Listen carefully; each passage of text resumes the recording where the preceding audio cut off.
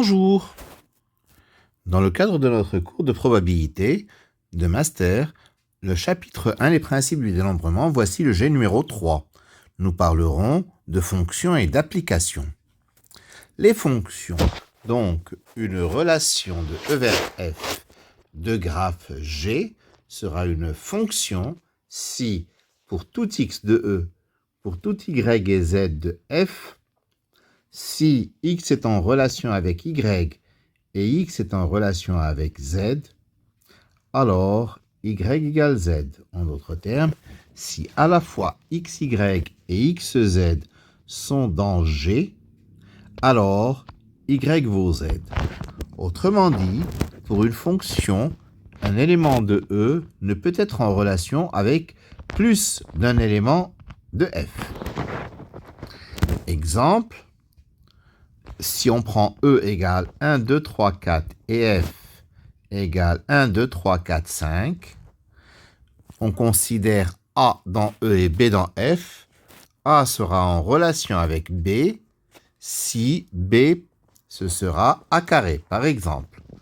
Donc, nous avons 1 qui est en relation avec 1 et 2 est en relation avec 4.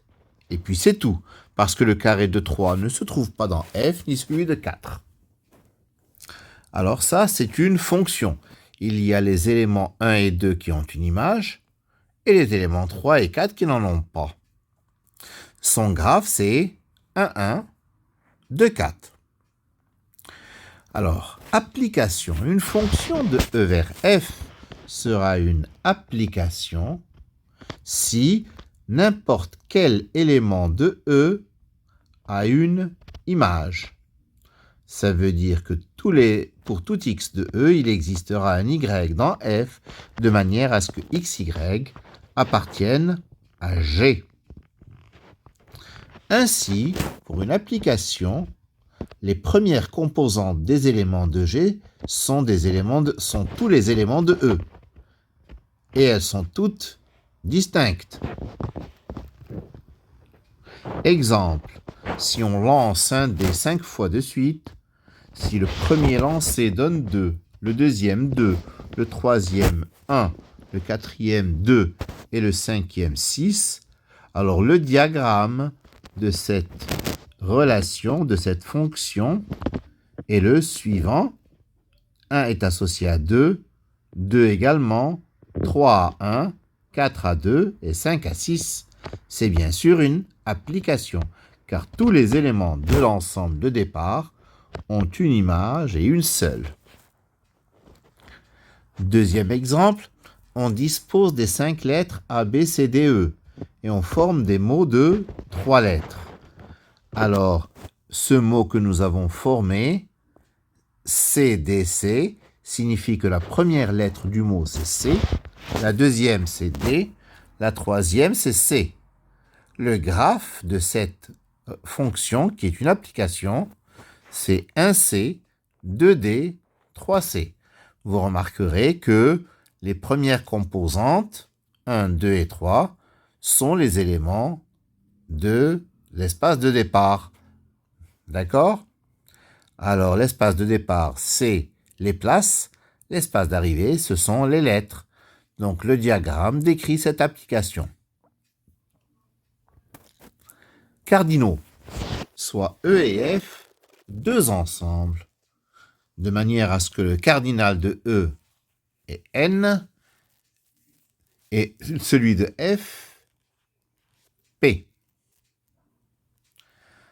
Le nombre d'applications de E vers F est P exposant N.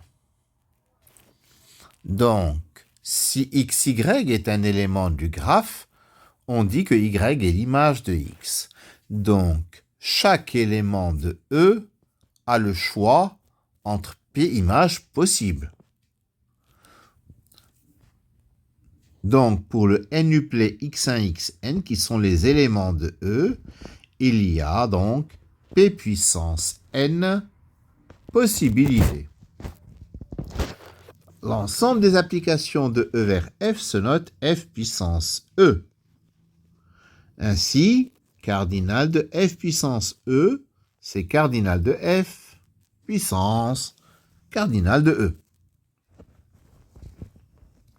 Exemple. Combien y a-t-il de mots de 4 lettres que nous pouvons écrire avec l'alphabet? La réponse est 26 exposant 4, parce que ça revient à compter les applications de l'ensemble à 4 éléments qui sont les lettres vers l'ensemble à 26 éléments qui représentent les lettres de l'alphabet. Deuxième exemple, on lance un dé 3 fois de suite. Combien y a-t-il de résultats différents? Alors la réponse c'est 6 exposant 3. Le premier dé a 6 possibilités parce qu'il y a 6 faces. Le second dé a également 6 possibilités et le troisième, pareil. Donc au total, 6 puissance 3 possibilités. Nous allons retourner aux parties d'un ensemble pour voir l'analogie avec les applications. Alors, soit E un ensemble de cardinal n. Définir une partie A de E revient à isoler cette partie et par exemple la codifier par 1 et codifier aussi A bar par 0.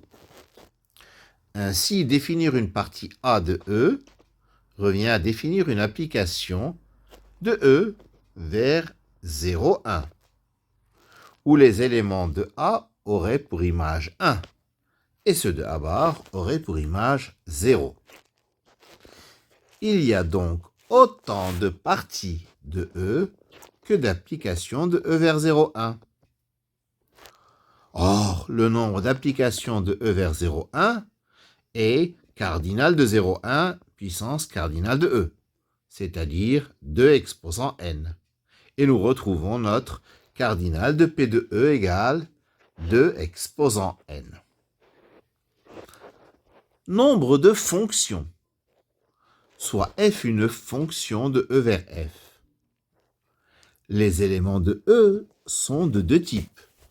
Ceux qui ont une image, et cette image est donc unique, et ceux qui n'en ont pas. On peut donc décider d'insérer un élément virtuel dans f qui s'appellerait blanc. Et les éléments qui n'ont pas d'image seraient envoyés virtuellement vers ce blanc. Donc, une fonction de E vers f serait une application de E vers l'union de f avec ce singleton blanc. En d'autres termes, on ajoute un élément dans l'ensemble d'arrivée. Ainsi, le nombre de fonctions de E vers f, où cardinal de E c'est n et cardinal de f c'est p, serait p plus 1 exposant n. Exemple, deux personnes A et B sont invitées à une réception. On leur propose du café ou du thé. Ils ont chacun le droit à une seule boisson, mais ne sont pas obligés de boire quelque chose. Combien y a-t-il de répartitions possibles? Alors, énumérons-les. Si on prend C, c'est café, T, c'est thé, et R, c'est rien, alors, le premier cas, c'est où les deux invités ne prennent rien, AR, BR. Le deuxième, AR, BC. Le troisième, AR, BT. Le quatrième, AC, BR. Le cinquième, AC, BC. Le sixième, AC, BT. Le septième, ATBR. Puis le huitième, ATBC. Et le neuvième, ATBT. Il y a donc 9 possibilités, nous les avons énumérées. Ce 9, c'est tout simplement 2 plus 1 au carré, c'est-à-dire P plus 1 à la puissance n. Voilà pour cette troisième vidéo de dénombrement. Je vous remercie de votre attention.